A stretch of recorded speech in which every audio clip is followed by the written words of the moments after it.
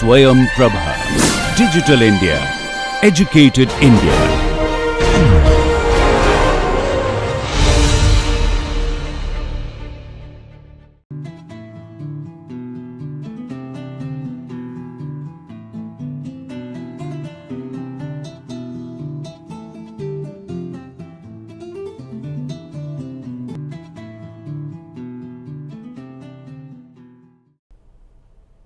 A very warm welcome in the second module of week 8 of the course Roadmap for Patent Creation, titled Post Patent Filing Mandatory Requirements, Statutory and General. There are two important mandatory requirements. Let us check which are these requirements. The first one is statement and undertaking under section 8 form 3. Let us check what is that form 3 is. This is the declaration. So, it is a declaration as it says that I or we, if applicant is that if a number is more than 1, you will say obviously we, hereby declare that we have not made any application for the same or substantially the same invention outside India.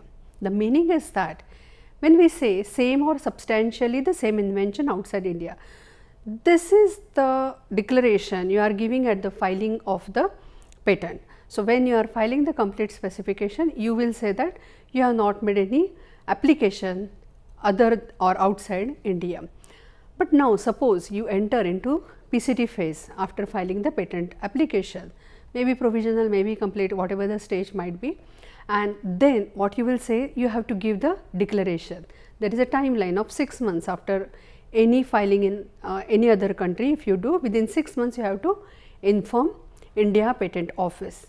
So, at that time you have to give this form 3 again, right. And what you will say at that time, you will say that okay, that we have made this application number, and you have to give the number. If suppose you have filed it in USA, you have to give that number, the date, and then you can say that alone or jointly with, if you have added, because remember that you can add as a applicant, you can change inventor after filing a patent, that provision is there. So, if you have done that any changes, you can just inform to the patent office, and then you say that okay, same or substantially same invention or application for patent in the number of in that other country, and then you will give the particulars of that particular application. Now, in the particulars, what exactly you will give? You will give the name of country, then you will give the date of application, then you will obviously share the application number. You will also have to share the status of application, then you have to share date of publication and then date of grant. So, if that information is there, date of grant, date of publication, obviously you have to share that information through this form 3. This is a mandatory requirement. So, here what you are doing is like a section 8, that section 8(1), when it is read or when it is considered with the rule 12 of India Patents Act, right, and there is also rule 5. If we see this sections, that is section 8, rule 12 and rule 5, it says that the applicant is expected to furnish the information of every other application, if any, filed elsewhere subsequent to the filing within 6 months of filing of such new application. So, whenever you will enter into PCT application, or you are giving a PCT, suppose you opt that PCT route, when you enter into that national phase after maybe 18 months after publication, that 19th month, if you may go into the national phase, that is after that 19th months, or if you do that national phase entry after 30 months, then at that time, whenever you will enter into that national phase, and if you file in say 6 countries that application in that 6 countries, then you have to give this form 3, you will give the all details of that 6 filing, and then you will submit that form into the patent office. And this is a mandatory requirement. This is like you are informing patent office that this patent application, it is under consideration here in India Patent Office. It is also applied in these 6 other countries. So, that information you are providing. So, this is the first mandatory requirement if you are filing patent outside India, right? Now, let us check the second mandatory requirement. What is that second mandatory requirement is? Now, this is relating to the working of a patent. It's fine. So, it is a statement regarding the working of a patented invention or a commercial scale in India. Now, this is dealt by section 146 of the Indian Patent Act. Now, we know that this is like a, this patent is like a, what you can say, this is a expected that your patent you should commercialize it. So, when you are doing the commercialization of that patent, you have to inform whether you do commercialization or you do not, you are not doing the that commercialization. If you are doing commercialization, obviously you have to give details regarding that thing. If that commercialization is not started, you have to give the reason why that commercialization is not there. This is a mandatory requirement. For Form 27, if it is a mandatory requirement, Patent Office has started sending you mail, or Patent Office will so actively communicating with the applicant, and it is expecting that what is the status of your patent. You have applied, it is now what is the in what stage your patent is, whether it is commercialized or early preparation is going on before commercialization, whatever that thing is there, that you have to share. Now, how will you share that thing? Form 27 is there. So, what information you have to give in Form 27? Whether the patented invention has been worked or not. So, that is the first. If not worked, the reasons for not working that particular patent, why it is not worked, that information you have to give. If it is worked, then quantum of that value. So, you have to give the, you have to disclose that in rupees whatever that value is, and how much, what we can say, the business is done by that particular, because of that particular commercialization activity. The commercialization activity can be, you have manufactured it in India. The second probability is that you will manufacture particular thing outside India, but you have imported it in the country. This may be the possibility. The other possibility is that you might have done licenses or sub licenses. So, you can give information about that licensing and sub licensing, if any, and you can give the maybe that information, whatever is there, that details you have to share. Then if that particular, whether this public requirement has been made by that particular patent. So, for example, if your patent is related to drug, whether that drug requirement, if it is there in the country, that complete requirement is fulfilled or not, whether the price which is what we can say for that particular drug, whatever price is decided by the applicant, whether it is a reasonable price or it is not reasonable, right, or it is a very, what we can say, exorbitant price, what that condition is, that also you have to that also is a very important point which is considered. Now, why that is important, and if that exorbitant amount or it charge for that particular product or particular drug, what can happen? Because if that kind of thing is there, that reasonable requirement, a reasonable pricing is not there and requirement is not fulfilled, it is like something you have offered monopoly by the state, but you are not completely exploring that right, and although there is a requirement, you are not providing that product to the public who are in need of that particular product or drug or whatever it may be. What is the remedy for that? In such a cases, section 84 is there, that is a compulsory licensing is there, and anybody who is interested to do the production of that particular drug or product, they can approach patent office based on this point, that is a pricing is not reasonable or the sufficient supply is not there. Based on this, what we can say, 2 points, anybody can apply for a that rights for that particular production, and they can claim that okay, we will provide this product with this rate and kindly grant us the kindly give us the opportunity to do that thing. So, patent office can consider that thing. So, we can just check this example. Now, here what we can say, the patent office found that where the company that did not imported the drug at all, they got the patent, but they have not done the import of that patent in 2010. That importing they have started in small quantities in 2009 and 10. Now, seeing this activity that Bayer was not making the drug accessible to more people, NATCO applied for a compulsory license under the section 84 of India Patents Act, which was then granted by controller and then upheld by the Bombay High Court. But such kind of cases you will observe, and the information about that working of patent you have to give it as a mandatory requirement, and you have to give it yearly before March ending. So, that requirement every applicant has to provide to the patent office. Now, so these are the two, what we can say, the compulsory requirement, mandatory requirements are there, form 3 and form this 27, that is a important mandatory requirement. Now, before entering into that general information or what are the general requirements after patent filing, a few important things I wish to put forward. There is form 5 available. We know that there are 30 forms are there. Why I am mentioning form 5? It is related to inventor addition. Now, what is that? Suppose you have filed a patent, and when you are filing a patent, 3 inventors are, that names are there, and later something is arised and you realize, oh, this name is missed or whatever the reason might be, and you want to add the name of the 4th inventor, then you can use this form 5 duly signed by applicant, and then with this form you can do the addition of inventor. So, that addition you can do.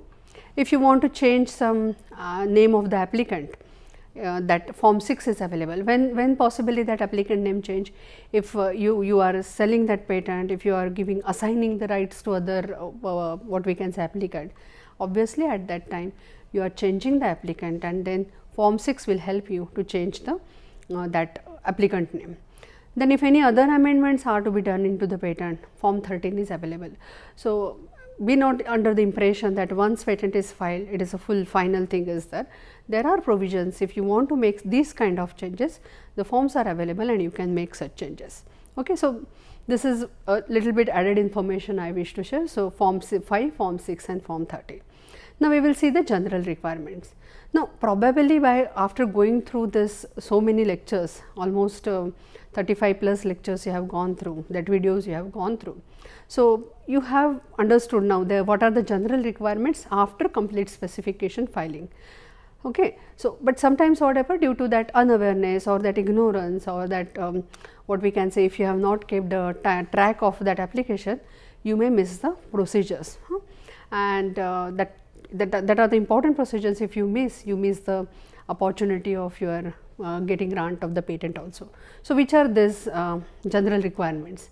So, you know that request for examination, mandatory thing is there, and we have already shared with you that it is always suggested that you should file form 18, request for examination, when you are filing a complete specification only, and we have given the reason also why. Means if you want early examination of your patent, because your what we can say, the number in that particular queue is determined by this request for examination. So, you have to give that along with complete specification, but due to some reasons, if you decide that okay, we will file that request for examination later, then you have to remember that you have only 48 months. If you miss that or cross that 48 months timeline, you are losing your patent.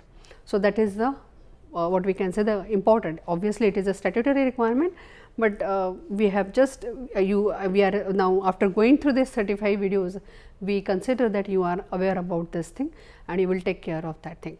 Then the after provisional or complete, whatever the patent filing you are doing, obviously you have to remember 12 months timeline for PCT or conventional patent filing. If you miss that timeline, you are losing the losing your rights in other countries. So, PCT or conventional 12 months timeline is important. The next thing is that FER is very important, means it is not the case that you have filed patent, you have given the request for examination and automatically it will be granted. That is not the case. So, whenever examiner will do the examination and he will generate that first examination report, that FER will be communicated, means that you will, whenever you will receive that thing within 6 months, you have to give reply to that FER. That is again the important task you have to do. If you will miss that 6 months timeline, again you are losing your patent. Next thing is, if hearing is scheduled, then you have to remember that you have to take care of that hearing, right. So, if it is scheduled, that hearing is scheduled, you have to make sure that you are attending hearing. Obviously, we have already shared with you that for hearing you need not to go to patent office. By video conferencing you can attend that hearing. Then unfortunately, if any opposition is there, then again the timeline is important. If any opposition related document is communicated to you, then you have to give reply to patent office with the evidences. That is again the most important thing. So, although it is general, but again this is something which is a mandatory things obviously, and you have to follow when you are doing after that filing a patent, you have to follow the what we can say all these requirements are there and you have to follow all these things. Next thing is a commercialization. Form 27 is expecting that you have to do the commercialization of your patent. It is not a research publication, it is a patent. Patent is for wealth creation, and so it is expected that you will do the commercialization of your patent. Now, here the important thing is that obviously we have that one dedicated lecture on commercialization, and you know that that you will see that which are the different ways for the commercialization. And as already many times we have seen that this innovation process, then IP management process and commercialization process, all these processes should go simultaneously. You can't wait till the grant of a patent and then you will think of a patent commercialization. This is not the case. Okay. So, once you do this commercialization thing, obviously it may be a joint venture, it may be a startup, it may be a licensing, it may be collaborative activity, whatever it may be. After that, that whatever the procedure means, we can say that you will start the revenue generation from that patent, and obviously you have to do that information means through the form 27 you are continuously informing patent office about the working. The next important thing is a maintenance fee. So, you have to remember that for a patent after grant you have to give maintenance fee till the end of what we can say total, that 20 years is the life of a patent, and if you want to keep your patent live, then you have to give that patent maintenance fee. So, you will not miss timelines for giving that maintenance fees. So, form 27 and then the that maintenance fees, again the important thing is there. If you miss giving that giving that maintenance fee, again you may your patent after that grace period is there, but after that grace period your patent will enter into the public domain. So, you have to take care that you will give that maintenance fee timely, and you have to complete this requirements, that is form 3, form 27, all this what we can say the general requirements like a request for examination or the PCT conventional if you are interested, FER reply mandatory, hearing mandatory, if opposition reply for that opposition mandatory. Commercialization, I will say it is also mandatory, no, although it is general, but it is mandatory because you have to give that form 27. Maintenance fee, that is again the mandatory thing if you want to keep your patent live. Okay, so these are in short what we can say the post filing requirements for the patent. Now, let us watch one interesting video here. Hi, I'm John Risby, the patent professor. A utility patent application defines the nature and use of a new product or process and its applications. One of the most common questions I get when a non-provisional utility patent is filed is what happens next? Well, once the patent application is filed, the process is just getting started. The patent office has to review the patent documents and determine whether the invention is patentable. Because the patent office has a lot of filings to review, this takes time.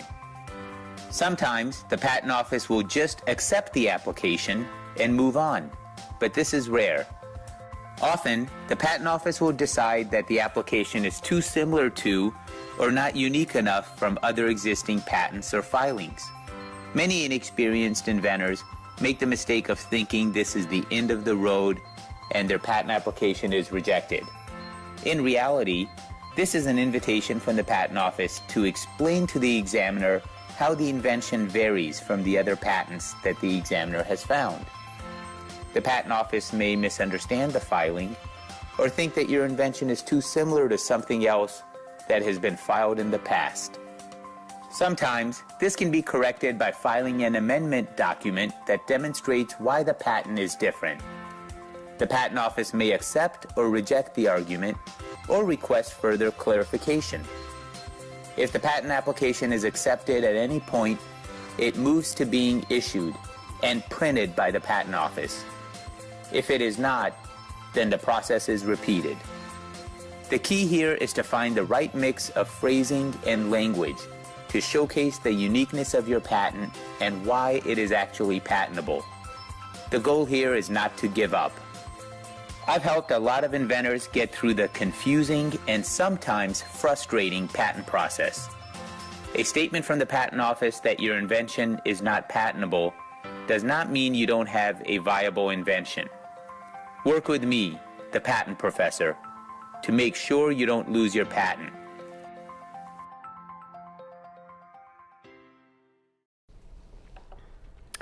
Okay, with this we come to the end of this session on movements, and we will see the next session, that is on the most important topic, that is a patent commercialization. See you in the next session. Thank you.